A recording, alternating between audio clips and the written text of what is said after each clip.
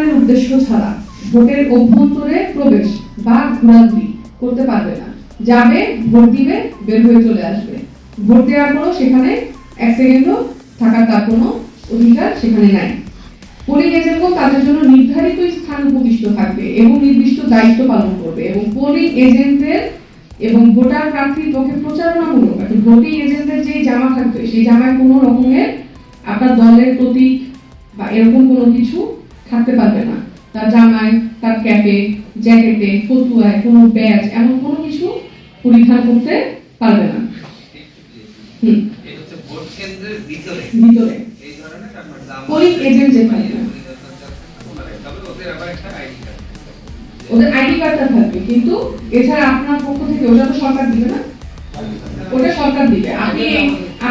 আপনি আপনার পক্ষ থেকে কোনো এরকম প্রতীক সম্বলিত আপনার প্রার্থীর তথ্য সম্বলিত কোনো কিছু দিতে পারবেন না। না, সরকার তাকে দিবে, কার্ড দিবে, সেখানে লোগো থাকে, আপনাদের যে প্রতীক সেটা থাকে। আমি দেখে বলে সবাই আছে কিনা এটা আমরা দেখব।